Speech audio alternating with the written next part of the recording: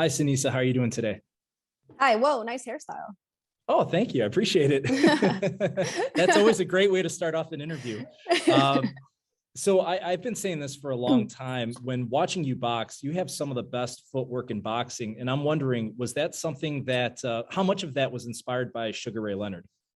Thank you. Yeah, I was definitely inspired by him, inspired by Sugar Ray Leonard, Boy Jones, being a kid, always watching their fights and looking up to them. It's just something that I always try to mimic and copy when I was in the gym as a kid. And also just something that came very natural. And, my dad being my trainer, he never really, he never really tried to change that. He knew that it was something that I just naturally did well, and he just kind of improved it and just let me go on with my imagination and all the things that I wanted to do in the ring. So that was cool.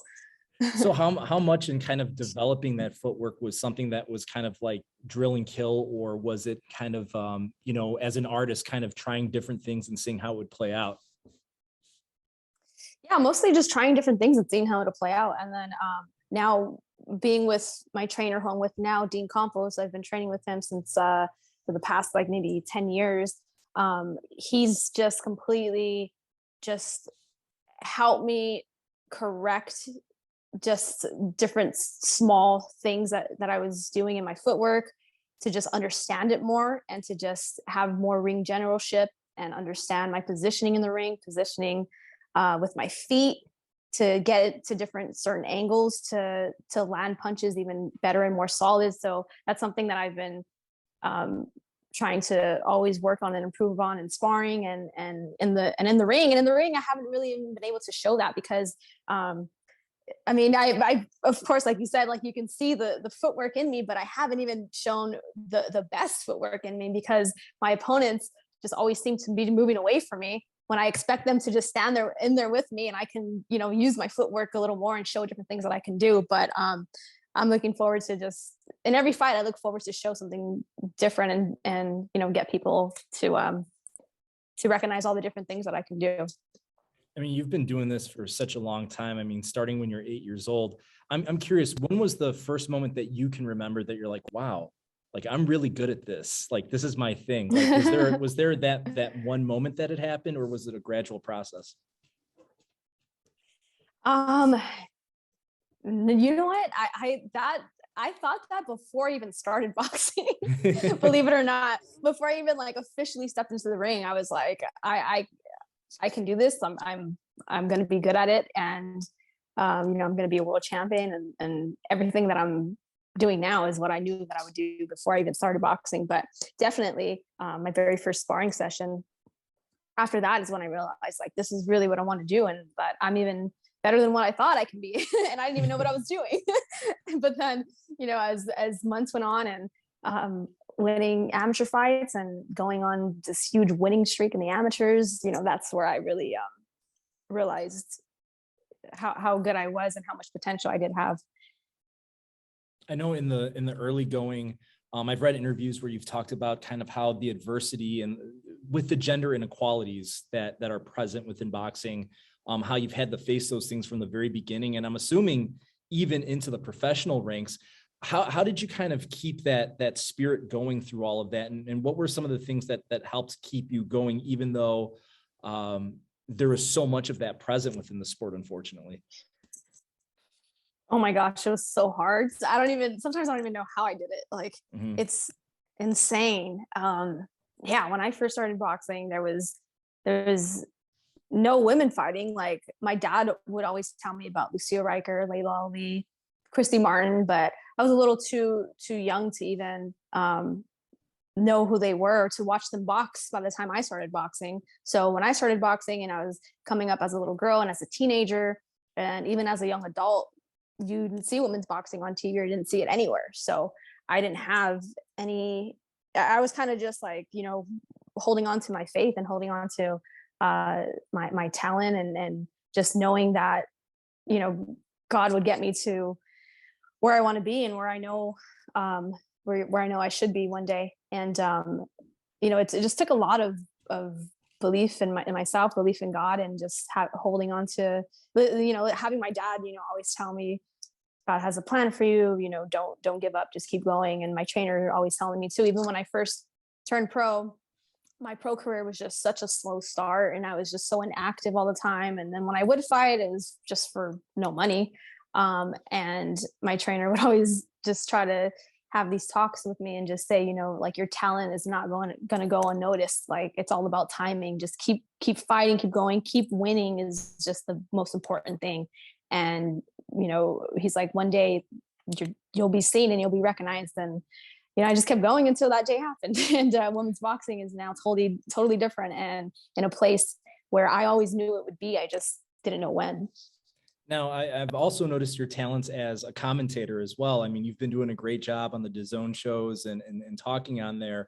Did you also think that you could be, was that something that you always wanted to do, was be a commentator and kind of be a presence outside of the sport of boxing, even outside the ring?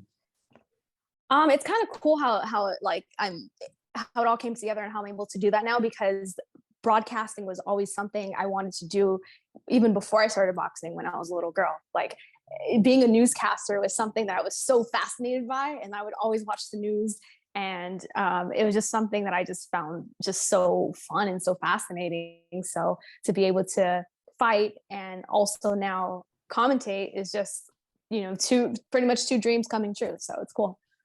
When you kind of are at this point, I mean, obviously, multi-division world champion, you've had different fighters talking about you, and is the idea of people calling people out, or it seems like you've been the one calling people out, yet there are a few people that have been kind of saying your name. Marlen Esparza in particular, when you hear that she's calling you out constantly, is it flattering that she wants to get after you so bad, or that, she's so miffed from the way the fight went last time, or does it get annoying, or is it both? It's both. Sometimes it gets annoying because she's just somebody who just is not going to stop. But it's cool because she was so confident that she would beat me, so confident that she was better skilled than me, that she was the one that wasn't going to get tired, the one that, just all these things in her mind that she thought that I wasn't. I showed her that I was. And, I think that I think it kind of shocked her and scared her a bit, because now she's not really pushing the rematch, and she was pushing it right after the fight. But I think she took some time to think about it. And now she's just like, okay, I'm just going to stay away from Seniesa for a while. And that's pretty much what she's doing. But I think it's great. I think when we do have a rematch, I think it'll be great for women's boxing, great for boxing in general. And I know that, I know she gets upset because there's still that, bitterness there and jealousy there, because I beat her and I'm going up here and she's still just staying right there. I'm fighting as a co-main event. She's on the card as the opening bout. And I know that drives her crazy, but hey, that's what happens when you win. And I know that drives her crazy. So she definitely needs to fight with me, because the rematch with me, because that's going to be her biggest payday for sure. And for me, I can go on and fight anybody else and still have the payday that I want. And she doesn't have that option. So final question for me. Obviously you've ventured into many, a few different weight classes, have titles in different weight classes, kind of looking between, flyweight, light flyweight, minimum weight. Do you feel that there's one of those divisions that you're stronger in than the other, or do you feel equally as strong as a boxer in each of them? That's a good question. I think so. Well, my goals are to have all the bouts at 105, 108, and also 112.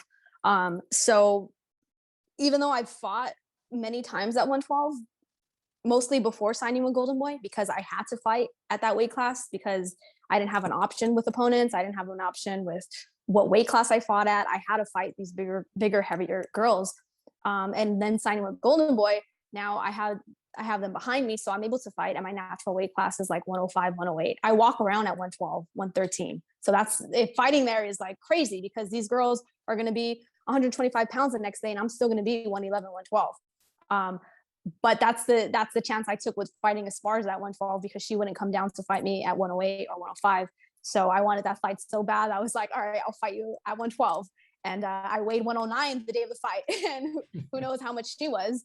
But fighting at 112 is definitely more of a risk because I'm naturally smaller than these girls, but I still want to fight there and get world titles there because I know skillfully I'm better than all the girls who hold world titles at that weight class.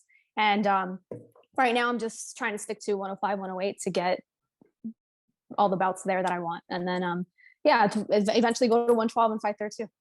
Well, it's been a pleasure watching you in the ring, and I look forward to seeing you on December 18th. Seniesa, thank you so much for the time. Thank you. Have a good day. Thank you. You too.